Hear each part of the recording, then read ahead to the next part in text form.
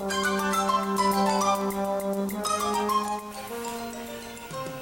April 5th, 1862, and this is Rick Rather.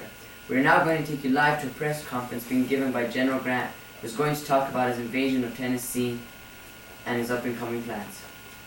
We now take you live. Ladies and gentlemen of the press, as you know, my army is stationed at Pittsburgh Landing here. Total combined forces of 42,000 troops. We have been moving south for several weeks now in our invasion of Tennessee, and we now plan to move into Mississippi. There we will first encounter General Johnston's rebel army of Southerners.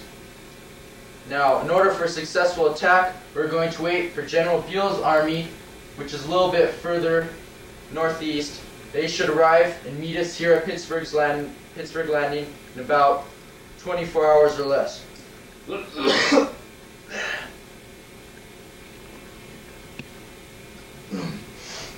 We then plan to move south and meet Johnston's army. This should be an easy victory with our total combined forces. Are there any questions now? Question. Approximately how many men do you think General Johnston has in his army, and do you feel any threat to that he might attack you before you feel your attack?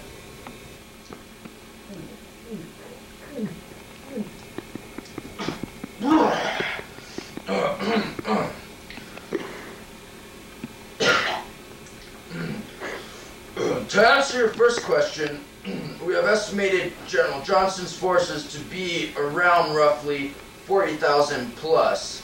And that's not including artillery pieces and stuff like that. But so as you can see, my army here at Pittsburgh Landing at this point and his are fairly well even matched. But once Buell comes down and joins, our combined forces will easily outnumber and outpower him, and we will have a definite advantage, and it should be an easy victory. As for the second question, there's no chance, I don't think, that Johnston's going to come and attack us. Right now, he's dug in pretty well here. He knows where we are. He knows that we're planning an attack soon.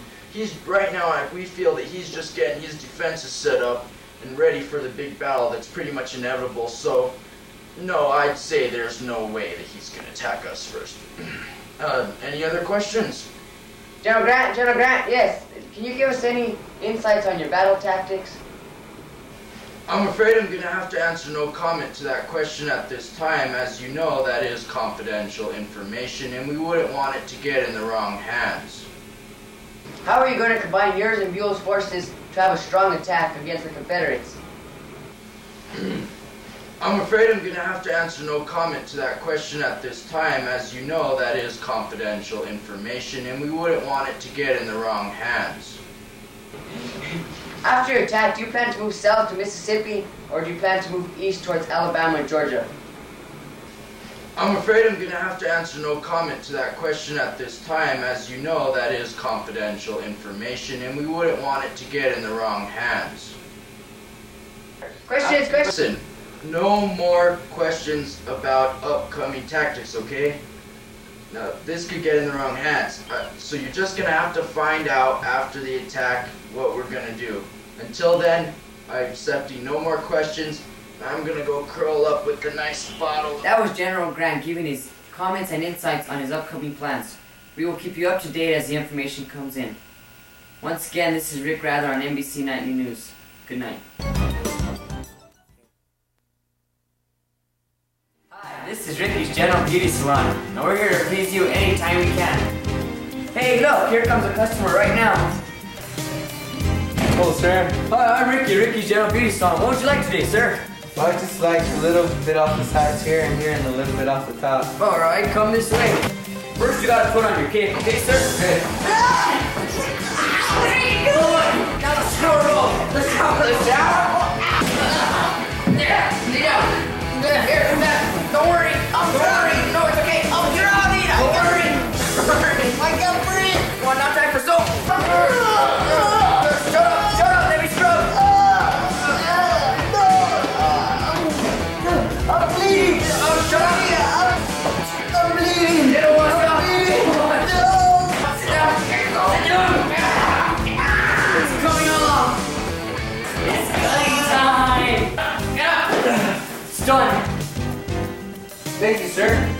Alrighty, nice. At Rick's Beauty Salon, we get you what you want at the price you want.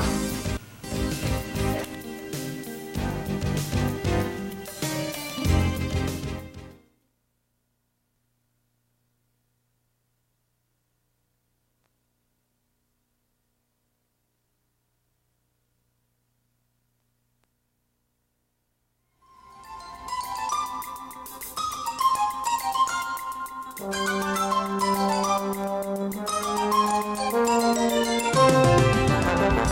6, 1862, this is Rick Rather. Almost exactly 30 minutes ago, around 5 o'clock in the morning, Union forces under the command of Colonel Grant in Shiloh, Tennessee, were attacked by Confederate forces believed to be led by General Albert Sidney Johnston. The attack came as a complete surprise to Union forces, and word has it that they have already started to retreat several regiments back north of the battlefield. We have no casualty reports as of yet, but our sources say that the fighting has started to intensify greatly in the past few minutes. The details of all this is still rather sketchy, but information continues to come in even as I speak. Okay, I just have received word that our correspondent Ed Poon is live at the scene of the battlefield, and we're going to switch to him now for a live report. Ed Poon, can you hear me? Rick Rather, and as you can see, I'm stationed here at the base, at the Union base in Shiloh. There's no fighting here yet, but less than a mile to the south, the Confederate and the Union soldiers are engaged in a horrendous battle. You can hear all of the gunfire in the distance, as well as some cannon fire. Apparently, no one here was aware of this attack, and General Grant was taken totally off guard.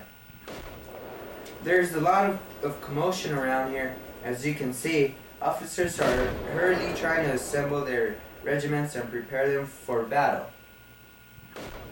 I don't have much else information at this time, but this should prove to be a huge confrontation with around 42,000 Union troops situated in the region alone. Do you think that we will be able to get an accurate casualty count anytime soon? It's hard to say, Rick. Right now, the fighting is too intense and disorganized for anyone to get out there and take the body count. Once it settles down, though, it may be hours before we can get out there and get an accurate number. Thank you, Ed. That was Ed Poon reporting live from the attack on Shiloh, where Confederate forces have launched a daring surprise attack on the Union encampment there. We'll continue to broadcast live information as it comes in. This is Rick Rather.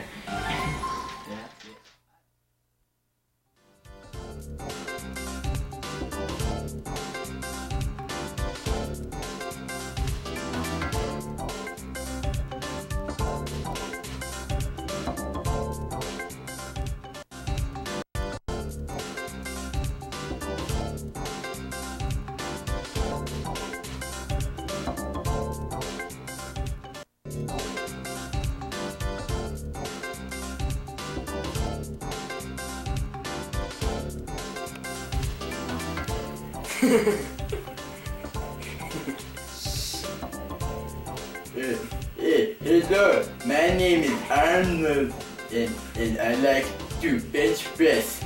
The woolly stepper, it pumps up my burly biceps.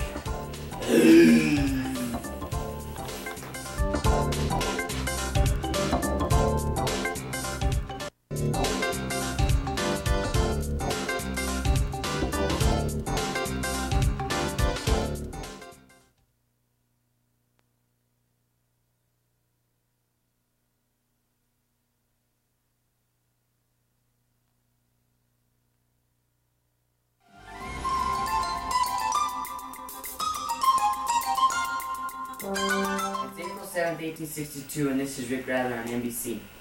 We now take you live to Ren Stimpy, who's live on the battle scene in Shiloh, Tennessee. Can you hear me, Ren? Yes, I can, Rick. I'm here at the Battle of Shiloh. The bloody massacre that's going on here. Men are being trampled by lines of approaching the street. It's horrible. It's disgusting. There's no such thing as respect for these dead people. Oh my God, they just shot one of the Union soldiers over here. Oh my God. Ren, you mentioned that the Union forces are trying to drive the Confederate rebels back. Do you think the battle may end sometime soon today? As I can tell by now, Rick, it seems like the Union can and will be pushing the Confederates back. back. Oh my God, I think they just shot one of the colonels. It's a bloody massacre over here. It looks like the North, because of a brilliant maneuver by Buell and one of his generals, have been able to send back the Confederates somewhat. By me is one of our fine soldiers. Come here, man. Well, tell me, how's the fighting going out there? The fighting's going on pretty good for the Union forces. We've started to run back the Confederate soldiers, and we have a pretty good advantage over them right now. I see. Have any of your friends died? Well, yeah, one of my close friends died yesterday. He got shot on the head. Do you think we can win this war for the North? Yes, I feel that we have a pretty good advantage over there, and yeah, we will be able to win this one. I see. Did you come in yesterday, or were you here for the entire battle? Yesterday, I came in yesterday about 3 o'clock in the afternoon when the war was really heavy. I see. Have you seen so much bloodshed in your life? No, this is the bloodiest battle I've been into. I see. Well, thank you, man. You're welcome. As you can see from men from the lines, it is quite bloody. And as you can see, fear is stricken through everybody. Well, we are now going back to Rick. Thank you, Ren. That was Ren Stimpy live on the battlefield in Shiloh, Tennessee. We will keep you up to date as the information comes in. Once again, this is Rick Rather on NBC News.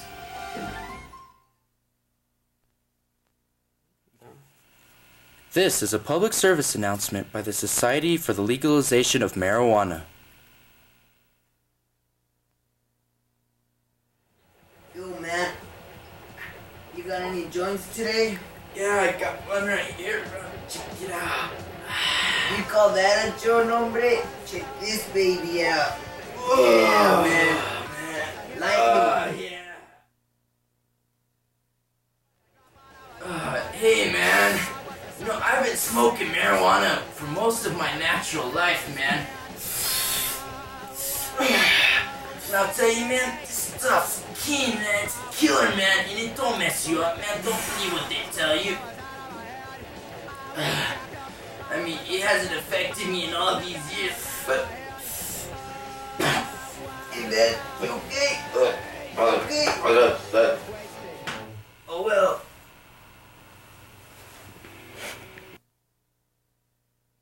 This has been a paid public service announcement by the Society for the Legalization of Marijuana.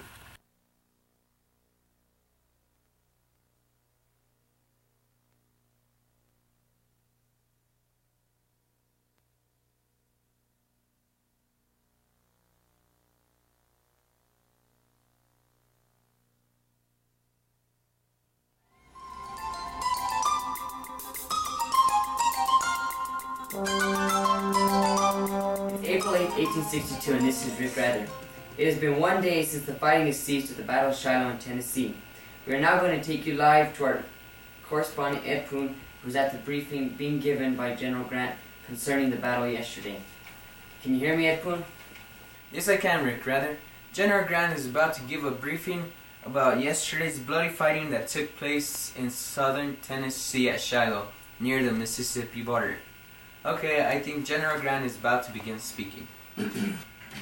Gentlemen of the press, I am here to give you a brief summary of the battle that took place between the Union Army and Confederate rebels yesterday at Shiloh, Tennessee. As of the early morning of April 6th, my army of 42,000 troops was encamped at Pittsburgh Landing on the Tennessee River. There we were awaiting General Buell's Army of the Ohio, which was to meet us at Pittsburgh Landing, and from there, our combined forces were going to penetrate into the heart of Mississippi. We were not expecting, nor were we ready for any kind of Confederate attack on our position, yet General Sherman and his battalion, who were out on early morning maneuvers, were taken by surprise by the 6th Mississippi Rebel Regiment under the command of General Johnston at approximately 4:55 a.m. at a small Methodist church called Shiloh. The Confederates then proceeded to form a 3-mile front line and commence with a full frontal assault on our position. our army formed a strong central line at Shiloh. This was in order to hold off the rebel advance and prevent them from reaching base camp at Pittsburgh's Landing. By late morning, we began to retreat many regiments back to the Tennessee River. The central line at Shiloh held back the Confederates for almost 12 hours, despite a dozen or so charges against that position. The final charge was led by General Johnston himself. He was wounded in action and believed to have bled to death later that evening. Command of the Confederates then passed down to Beauregard, the second in command. 62 cannons were fired at the then already weakened Union front line at point-blank range. 2,200 survivors and their commander Prentice had no choice but to surrender the central line. This ended the first day's fighting. I myself slept under a tree that night because I could not bear to hear the screams of the wounded at base camp. That night, General Buell and his army arrived at Pittsburgh Landing. The morning of the 7th, 70,000 combined Union soldiers drove into Beauregard's 30,000. Needless to say, the advantage in this battle quickly turned to our side. The Confederates fell back, attacked, fell back, and finally withdrew. Covering the Union retreat was Nathan Forrest.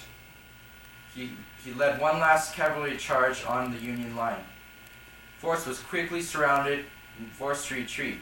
As he rode off, he grabbed a dead Union soldier and slung him on his horse behind himself to use as a shield. These were the last shots fired at the Battle of Shiloh. Overall, there were 23,000 casualties. 2,477 of these alone were at the Shiloh Church. There were 13,000 Union casualties and 10,000 Confederate casualties. It was a costly victory, but an important one nonetheless. I will take no questions at this time. Good night, gentlemen. That was General Grant giving a briefing on the events which happened yesterday at the Battle of Shiloh. We now take you live to Ren Stimpy, who is live on the battle scene. Can you hear me, Ren Stimpy? This is Ren Stimpy at the scene of Shiloh. Sad to say that this is the sunset on the 24 hours past the scene. It was a sad sight. People dead all over. One of the bloodiest battles I, myself, as a reporter, have ever seen. It's a shame, in my opinion, that people have to be fighting over such silly things. As you can see, there's remnants of the war. Bullets, shells, guns. Over there on the side, I can see people trying to bury dead soldiers of our cause. Well, I'd like to tell you one thing, Rick. It was truly a sad sight to see people killed. Because one, people shouldn't be dying, especially these youngins. This is Ren Stimpy, signing off, along with this sunset. Thank you, Ren. That was Ren Stimpy in Shiloh, Tennessee. This battle has definitely been a memorable one. It was one of the bloodiest 2 days in America's history. We salute those Union soldiers who fought a brave battle against unsurmountable oppositions. This battle will surely make President Lincoln and the rest of the country reassess what they are truly fighting for. It is obvious that this war may last a lot longer than previously expected. However, NBC News will keep you up to date on all the events and battles as they happen. Once again, this is Rick Rather on NBC Nightly News. Thanks.